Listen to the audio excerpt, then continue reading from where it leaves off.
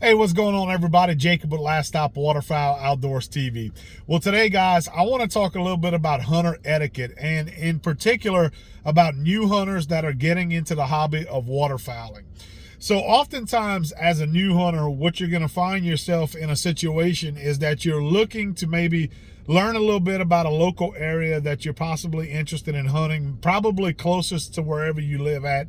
And oftentimes you're going to go to a couple of sources in regards to that to be able to learn as much as you can. So nowadays with technology, what a lot of new hunters do is they'll go to the internet. They'll go to social media, like right here on social media. They'll go to the internet to do a little bit of research, maybe look at some maps, online maps, that type of stuff.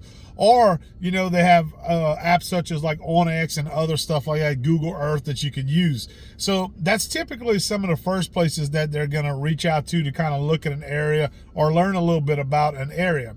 Another source is that they're going to reach out to fellow hunters, people that have maybe been hunting for quite some time, friends of a friend, people that they think that they could reach out to in regards to somebody that they commonly know that'll give them a little bit of information. And that's a great way. That's a great source to do. So what I'm going to delve into is to talk a little bit about that.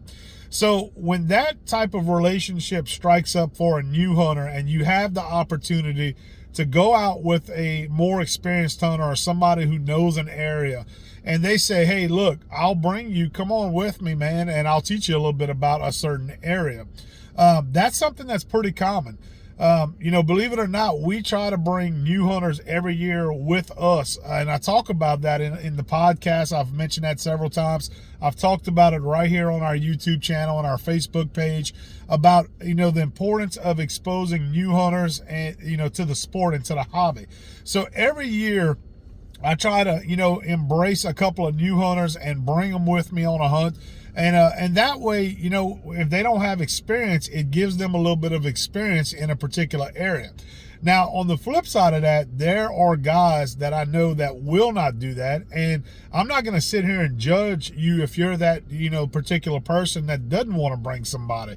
Because let's be honest, how many times have you heard stories of getting burnt by somebody that you bring to a spot, or somebody that brought someone to a spot, and then the next thing that's not their spot anymore, or they have a lot more company than they had before, if you know what I mean.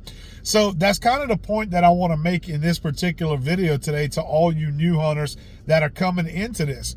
If you have the opportunity to have someone or partner up with someone that takes you out and shows you a particular area, whether it's public land, or in most cases it'll be public land in this situation, to a WMA or to some state-owned land possibly, and it's a spot that they've had some success in the past, and they take you to it and you have a successful hunt, then what I have seen is that person who was taught by the more experienced hunter will then turn around and end up starting to hunt that spot, and kind of just leaves the person who taught them out of the scenario in that situation. So that's kind of a messed up deal, and it really is why a lot of people are skeptical about bringing people to their new spots. Now, a lot of experienced hunters, I know what you're thinking. If you're watching this, you're gonna say, well, you don't ever bring somebody new with you like that to one of your honey holes, to one of your best spots. And yes, that's totally acceptable. I completely understand what you mean and why you do that. But if you are in a situation where you go with somebody who's more experienced and you have a successful hunt, guys, the proper etiquette is to, hey, if you want to revisit that spot, then you probably need to give the person who brought you to begin with a call and say, hey, why don't we maybe hit that spot again?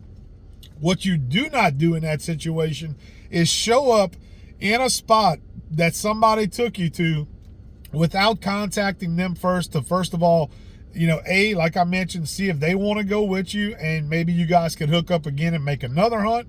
Or the worst of it all is that you show up without them and you bring a couple of friends with you, therefore kind of kicking the original person that showed you the spot to begin with out and leaving them out in the cold.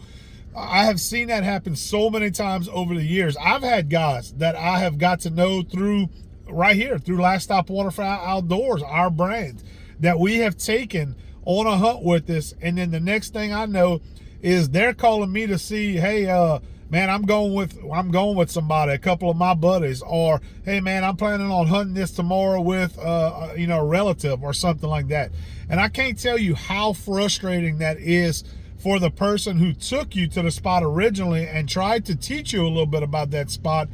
How frustrating that is for them to hear that, because I can tell you that is a messed up thing to do, and that is the type of etiquette that you do not want to participate in if you're a new hunter coming into the hobby.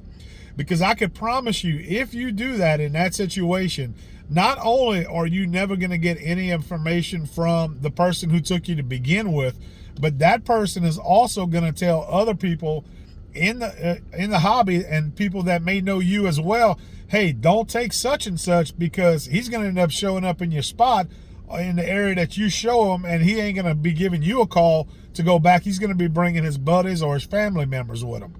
So that's probably one of the reasons that I see a lot of experienced hunters kind of, you know, stray away. I'm trying to spit it out. Try to stray away, I guess you could say, from taking somebody. And to be honest with you, I really can't blame them if they've been burned in a situation like that before.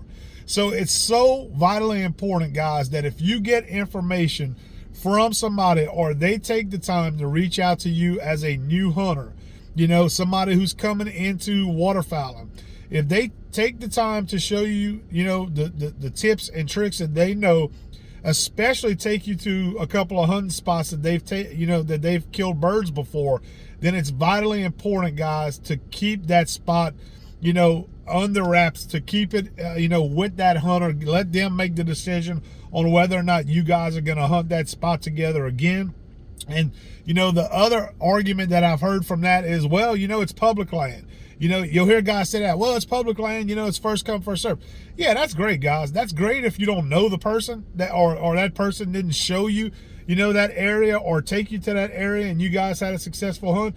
It is public land. It's open to all people, and anybody who gets there legally first has the right to be able to hunt it. But you damn sure don't want to do it with people that you know, and you cutting them out of the picture after they've showed you the ropes in that situation. So I hope this kind of hits home with some of you who are new hunters, or maybe you're in the early stages of your waterfowl hunting career.